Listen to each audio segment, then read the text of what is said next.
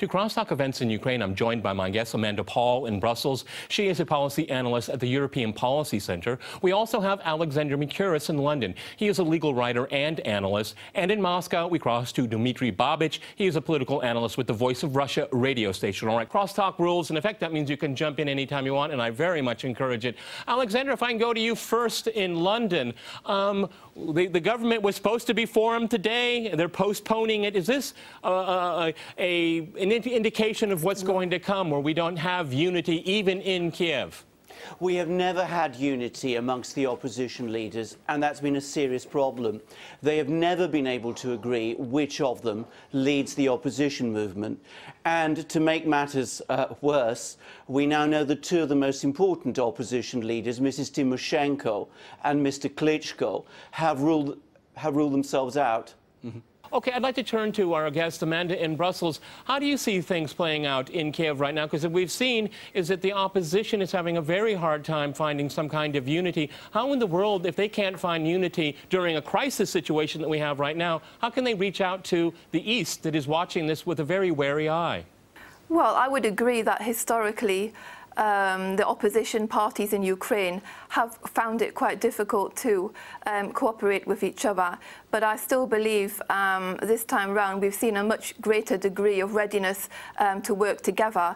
Of course, you could say the fact that they didn't agree this interim government today would indicate divisions. But I would also say that we need to be extremely careful in choosing the personalities who are going to be representative in this government, because we don't want a government that's filled with personalities from the past. We need new faces. So I don't think we need to exaggerate the fact that it's taking a couple of extra days to put this government together.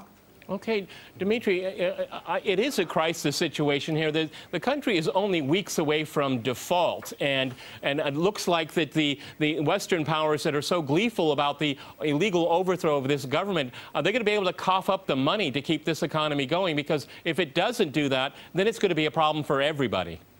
Well, first, Peter, I would like to correct you. These people are not the opposition anymore. They are in power in Kiev, de facto at least.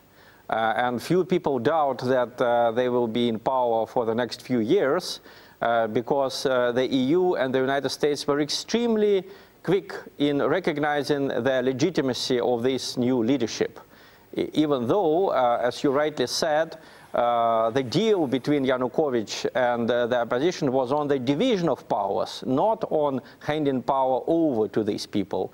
And it's a scandal that the three foreign ministers of big EU countries, France, Germany, and Poland, they guaranteed this so-called deal, which was not worth the paper that it was written on. And none of these ministers, this is an even greater scandal, none of these ministers, all of them appear to be untroubled by this new development. It looks like the EU and the United States may pressure the IMF to give money to Ukraine this time, not to give money, of course, but to lend money. Before, under Mr. Yanukovych, the IMF's conditions were very tough. Ukraine was supposed to hike the prices for electricity and for gas for the population. It was also supposed to privatize most of the utilities so that they could become profitable, and then they could be sold to foreign companies. We'll see if the IMF will stick to the same conditions. But I think that Ukraine's bankruptcy is in no one's interest. Absolutely. I think this country, Ukraine, may become bankrupt if completely irresponsible people come to power. Okay, let me go to Alexander here, because I think this is, one of the things I find very troublesome about everything that's being played out here is that very few people in the West have any questions about legitimacy of what's going on in Kiev. And I have a lot of concerns right there, because, you could say that maybe there was a liberal element in Kiev that wanted to see a change, fine, but they're in bed with some pretty nasty people that have not been elected by anyone, except for some violent rioters on the Maidan. Indeed so. Can I just say, one of the most dangerous and alarming of these people, Mr. Dmitry Yarosh, I saw today, is actually angling to be made Deputy Prime Minister in this interim government, which would be a very alarming development indeed. Now, on the question of legitimacy, let's be absolutely clear that not only was the power-sharing arrangement that Dmitry was talking about not worth the paper that it was written on, but what we have seen since Friday has been an extraordinary collapse of any kind of constitutional order. Mr. Yanukovych was removed from power without any process of impeachment. Laws have been passed at a phenomenal rate by a parliament doing completely the opposite of what it was elected to do. An acting president has been appointed, contrary to the provisions of the Constitution, and steps are being taken to outlaw, or at least to prevent or restrict, the use of Russian, which is also contrary to the Constitution. Now, to talk about legitimacy in this situation is, to my mind, extremely difficult. This is not a legitimate situation. It is a revolutionary situation in which the traditional political leaders, the people we were talking about, Klitschko, Yatsenyuk, Tymoshenko, they are not in control. The people who are in control in Kiev are entirely different people, very violent people, sometimes very extreme people, people with very alarming views, but they're the people at the moment who are in charge because they have the crowds and they have the guns. Okay, Amanda, do you think the European Union should be in bed with some of these people from the right sector, Sloboda? I mean, anyone that takes any interest in what's going on in Ukraine will find out that these are very unsavory people with some very, very violent and really backward-looking ideas about politics. Well, I think we have to remember how we got to this point in the first place. The reason why we're at this point, and including this economic disaster in Ukraine, is because of the bad economic and political policies of the leadership of Viktor Yanukovych and all of those cronies that were surrounding him. I mean, he basically ran Ukraine like a fiefdom, which was only beneficial to himself. Well, and Amanda, I don't think anybody oligarchs. on this program would disagree with what you're saying, but you're not answering my question. Well, of course there is extremist elements within this group of Euromaidan protesters, we know that, but still the broader base of these protesters are still remaining peaceful and calm. I don't think you can define all of these people as wielding guns, because that's simply not the case. I mean, if you go out into the streets of Kiev today, we're not seeing violence all over the place, but the expectations is from Euromaidan protesters, they want to see this new interim government, when it's put in place, temporary leadership, deliver on the promises that they've made on the original demands of the people. So, of course, they are going to be, let's say, a bit skeptical given the history of Ukraine's political elites. Dmitry, here in Moscow, I mean, can you have a transition to any kind of form of democracy defined by Washington or Brussels when it's being ruled by a mob? Peter, I would at the same time agree and disagree with something that Amanda says. On the one hand, yes, not all of the people on Maidan were wielding guns. In the same way, in 1933, not all the people who voted for Hitler wanted Jews to be exterminated. Not all of them wanted to invade Russia or to become masters of Europe. This is the problem. You know, maybe in a few days you will have less people wielding guns. Right now, there are all of these so-called self-defense units controlling Kiev, and these self-defense units organized pillaring of a governor in Lutsk, in the west of Ukraine. In Lvov, they forced the former police officers to stand on the knees and to beg the crowd for forgiveness. You can watch it on the internet. And the so-called liberal mass media in Ukraine, like the Western-supported Ukrainskaya Pravda, they cherish these images. They say that this is the civilization, this is democracy, although it looks a bit medieval to me. The problem is that it's enough to read the programs of these people. I mean, read the program of Yarosh. He says that people who don't want to speak Ukrainian should be expelled from Ukraine. He says that nuclear weapons should be brought back to Ukraine. Ukraine should have nuclear status again. These views of his are shared by Oleg Ternibok, and we see Ternibok shaking hands with Catherine Ashton and with Victoria Nuland and with other people from the EU and the United States. I think the most terrible consequence of what happened in Ukraine is that the United States and the EU disqualified themselves as intermediaries. After they failed to guarantee the agreement that was signed under their auspices, how can they be trusted in future? If there is any conflict in the former Soviet Union, in Russia or in Belarus or in Armenia, and there may be a lot more conflicts, who will view the EU and the United States as arbiters, as intermediaries? This is awful. And I would say that coups are not a new thing in the former Soviet Union. They have been happening since 1991 and even before. But the problem was that before, the United States and the EU were never very quick in supporting coups. Okay, Gamsahurdia was toppled in 1991. LCB was toppled in Azerbaijan 2 hours later. Always, the United States and Europe always took a somewhat detached attitude. They waited for a few days. They never said that we are happy about what happened. And here, they guaranteed. All right, Dima, I'm going to have to jump in here, folks. We're going to go to a short break, and after that short break, we'll continue our discussion on Ukraine. Stay with RT.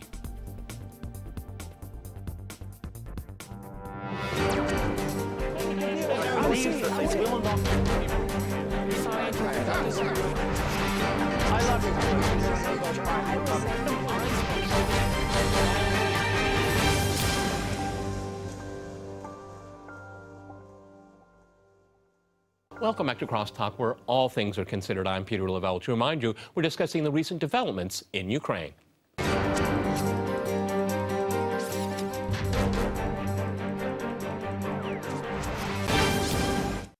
Okay, Amanda, I'd like to go back to you in Brussels. There's an old saying, if you break it, you own it. And since the EU has been so been involved in the recent events, even I would call a coup, illegal coup in Kiev, isn't it now responsible for what happens in Kiev right now? Being, people talking about giving it loans and all of that. I mean, it's really quite interesting, isn't it, that, the people of Greece and Cyprus probably find this really quite odd that the European Union is so interested in involving itself in the affairs of Ukraine.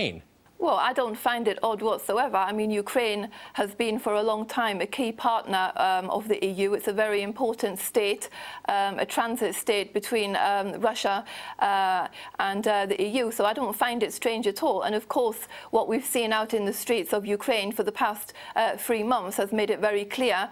The people on Euromaidan have been looking to Europe, looking west for support and assistance from the EU to help them democratize and modernize their country. I think the EU actually has a responsibility to support the Ukrainian people, to increase security and stability on the European continent, which is exactly what the EU was created for. And I believe, in fact, the EU actually has been too slow in reacting to what happened in Ukraine. Perhaps if they'd gone in earlier with a more robust policy, we perhaps might not have seen so many deaths. I think the EU is correct to try and help Ukraine financially. And this financial problem Amanda, in Ukraine, well, how could they have been how could they be more proactive than they have been? Okay, my goodness. Okay, what business is it of the European Union to determine what political environment there is in Kiev? Alexander, if I can go to you in London, I mean, it seems to me, and I'll be very blunt here, this is just kind of a very imperialistic attitude that it knows better for other people. I do not see any scenario right now that there's a good outcome for Ukraine over the next few months, next few years. I mean, the country is going into bankruptcy, and who's going to pay for it? Is it the European Union going to pay for it now? I doubt it. Go ahead. Well, I entirely agree. Can I just say something, which is this? Mr. Yanukovych, we are all agreed, was an awful leader. He was due to face an election in March 2015, which he would surely have lost. If he had lost that election, if that election had happened in a normal way, whoever would have taken over in a democratic way with a constitution and a government that worked. What we have now, because of the way in which he was overthrown, is an utterly chaotic and fragmented situation in which everything is falling apart. And that is precisely because of the wholly illegitimate way in which this was done, preempting the result of a democratic election. Now, it was not in the EU's interests, it seems to me, for that to happen. And if we have an economic crisis on our hands, which is going to be far worse than it would have been had we had a functioning government in Kiev working within a proper constitutional system. Okay. And if the EU has to pay the bill of that, well, what is the surprise? Okay. Dima, it seems to me, remembering Victoria Nuland's leaked conversation, everything is going to plan because the EU in Washington want to have their people in charge in Kiev. They don't want elections there. They don't want a democracy there because they won't be able to choose who's in power. They're doing it right now as we speak. Well, I would play a devil's advocate here for some time. Speaking about Mr. Yanukovych, I think that he was corrupt and ineffectual, but he had one good thing about him. He looked for a compromise. Not only he offered the position of the prime minister, he also offered the EU several ways out of the crisis before the Vilnius summit. He actually didn't cancel this ill-fated association agreement with the EU. He just postponed it. And he suggested trilateral negotiations between the EU, Moscow, and Kiev to iron out the differences on the trade policies. And the answer from Brussels was no. We won't have trilateral negotiations. We're only going to talk to you. So the EU, indeed, its role in Kiev was extremely negative.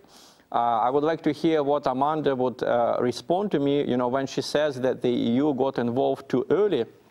Well, I think that the involvement of the EU was wholly negative, because even now, the things that are coming from the EU, like warnings, Elmar Brok, the chairman of the European Parliament's committee, he came to Ukraine today and he said that Ukrainians should stop witch hunt because this may provoke Russia's intervention.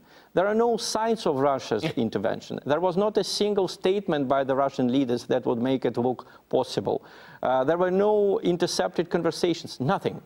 But still, the EU frightening Ukrainians by this scarecrow of a Russian intervention created this terrible atmosphere of witch hunt.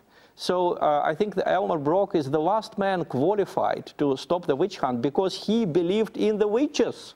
How can you stop the witch hunt if you believe in the witches? Okay, Amanda, do you want to reply to what Dima Babic just had to say here? First of all, of course, Elmar Brok, he doesn't represent the EU. His comments are wholly unhelpful, of course, but he is not representing the EU. He's not a leader of a member state or an EU official. And I just want to return to the point that was raised earlier about how we should have waited until the presidential elections next year. Quite frankly, I don't think there's any doubt that these elections were not likely to have been free and fair. The last parliamentary elections in Ukraine, we know that they were far from being free and fair. This was widely reported. So quite frankly, the chances of presidential elections being free and fair was not very likely. Mr. Yanukovych's rule, we saw democracy going downhill very quickly in Ukraine on every single level. Why is it the European Union's mission to save democracy in Ukraine? Can you answer that question to me? Why is it your responsibility?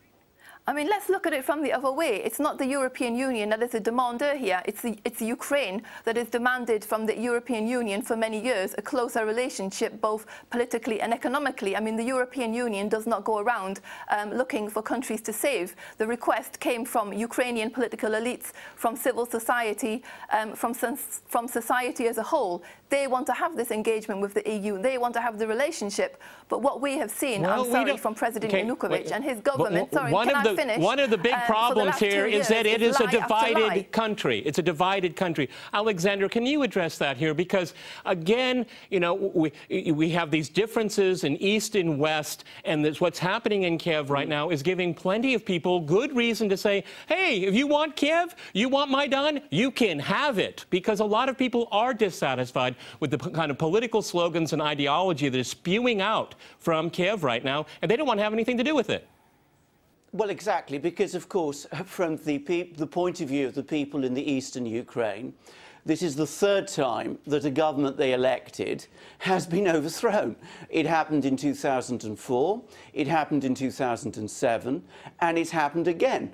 And not only has it happened this time, but we're seeing people like Mr. Yarosh, whom we talked about before, and others like him, speaking in the most extraordinary way and talking in a most repressive way. And not just about Russians, by the way, but about Jews.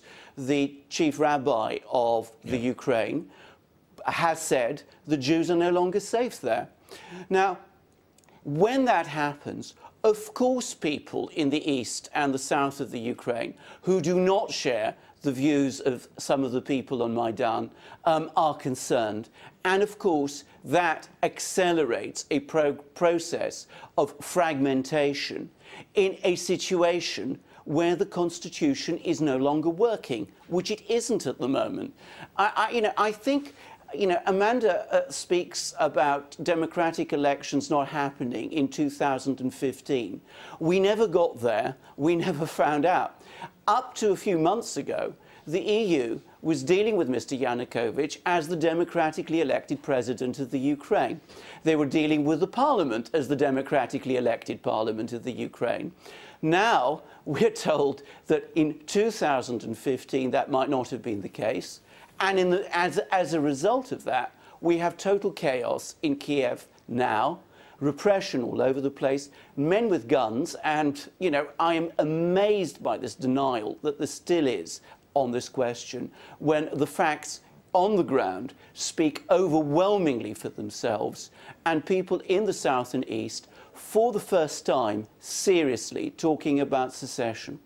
Dima, here in Moscow, how do you see that the issue of secession? Because it's, you know, it's always been there. There've been people, even people in the Crimea, looking for an opportunity like this because they don't like the rule from Kiev. How is this going to play out? Because I know there's a lot of tensions here. There's a lot of tempers flaring.